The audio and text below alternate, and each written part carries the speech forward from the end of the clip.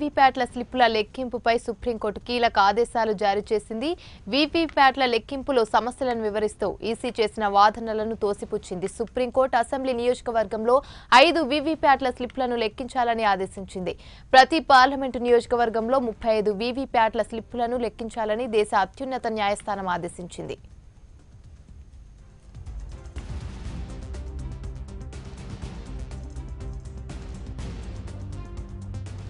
ఇక ఇదే అంశానికి సంబంధించి మరింత సమాచారం మా ఏపీ బ్యూరో చీఫ్ సుబ్బారావు మరిన్ని వివరాలు అందిస్తారు. సుబ్బారావు.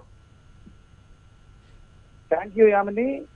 వీవీప్యాట్ల వ్యవహారంలో భారత సుప్రీంకోర్టు సోమవారం న్యాయస్థానం ఒక స్పష్టతనిచ్చింది కొద్దిసేపటి క్రితమే. అంటే అసలు EVM electronic voting machine system పైన దేశవ్యాప్తంగా ఉన్నటువంటి అన్ని రాజకీయ పార్టీలు కూడా పెద్ద ఎత్తున అనుమానాలు వ్యక్తం చేస్తా ఉన్నాయి.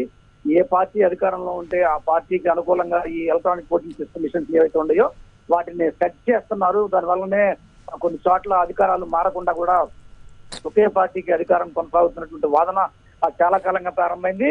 ఈ సిస్టమ్ ఇటువంటి వాటిని టెక్నాలజీస్ ని అప్డేట్ విషయంలో ఆంధ్రప్రదేశ్ రాష్ట్ర ముఖ్యమంత్రి తెలుగుదేశం పార్టీ చంద్రబాబు నాయుడు చాలా ముందుంటారు. ఆయన కూడా ఈ ఈవీఎంస్ ప్రవేశపెట్టినటువంటి కొత్తలో ఈ టెక్నాలజీని స్వాగతించాడు. అయితే ఆ తర్వాత నుంచి ఆయన కూడా ఈ ఈవీఎంల విషయంలో కొంత అనుమానం వ్యక్తం చేశారు. అదేవిధంగా దేశవ్యాప్తంగా ప్రతి రాజకీయ పార్టీ కూడా ఈ వ్యవహారంలో కొంత అనుమానం వ్యక్తం చేస్తున్నాయి. ఇటీవల కాలంలో పలు రాష్ట్రాల్లో కూడా ఎన్నికల నేపథ్యంలో ఈవీఎం పైన అనుమానం చేసిన నేపథ్యంలో వీవీప్యాట్ అంటే ఓటర్ వెరిఫైడ్ సిస్టమ్ అనేటువంటిది ఒకటి తీసుకొచ్చారు.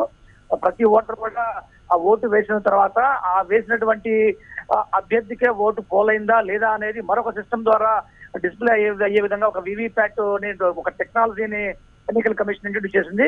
అయితే ఎన్నికల కమిషన్ ఈ వీవీప్యాట్ సిస్టాన్ని కాన్స్టిట్యున్సీకి ఒక చోట మాత్రమే ఏర్పాటు చేస్తుంది. ఎందుకంటే ప్రతి కాన్స్టిట్యున్సీలో కూడా ఈ విధంగా ప్రతి పోలింగ్ బూత్ లో కూడా ఈ విధంగా ఏర్పాటు చేయాలంటే కనుక ఖచ్చితంగా కూడా పోలింగ్ ప్రక్రియ ఆలస్యం అయ్యేటువంటి అవకాశం ఉంది. అదేవిధంగా తర్వాత కౌంటింగ్ ప్రక్రియ కూడా మళ్ళీ ఆలస్యం అయ్యేటువంటి అవకాశం ఉంది. ఎందుకంటే అభ్యర్థులు కనుక ఛాలెంజింగ్ చేస్తే కనుక ప్రతి ఈవీఎం లో కూడా ప్రతి వీవీప్యాట్ లో స్లిప్స్ ఏముంటాయి ఆ స్లిప్లన్నింటినీ కూడా లెక్కించాలి.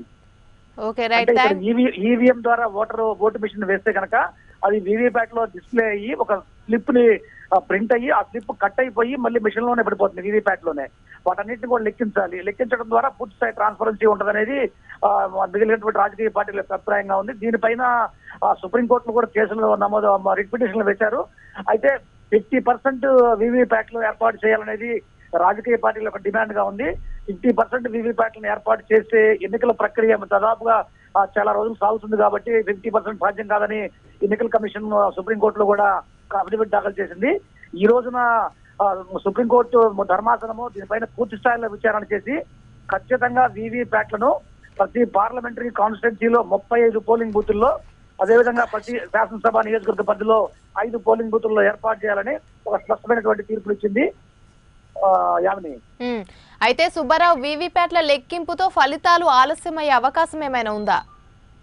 అంటే వీవీప్యాట్ల సంఖ్య కనుక పెరిగితే ప్రతి చోట కూడా ఈవీఎం లో వచ్చినటువంటి ఫలితాలని కంపేర్ చేస్తూ ఈ వీవీప్యాట్ల ఫలితాలు ఎలా ఉన్నాయి అనేది కూడా లెక్కించాల్సినటువంటి అవసరం ఉంది. అప్పుడు సహజంగానే వీవీప్యాట్లు అనేది బ్యాలెట్ సిస్టమ్ లాగా మారిపోతాయి.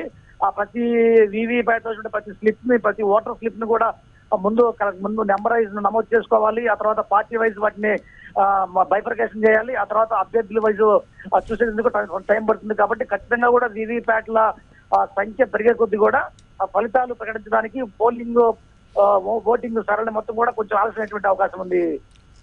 అయితే సుబ్బారావు, ఇది ప్రతిపక్షాల విజయంగా భావించవచ్చా? ఆయా పార్టీలు ఎలా స్పందిస్తున్నాయి? అంటే ప్రతిపక్షాల విజయం అనకూడదు. దీన్ని ఈ విషయంలో చూసుకుంటే కనుక ప్రజాస్వామ్య వ్యవస్థలో పారదర్శకత అనేది చాలా ముఖ్యంగా ఓటింగ్ విషయంలో పారదర్శకత ఉండాల్సిన అవసరం ఉంది.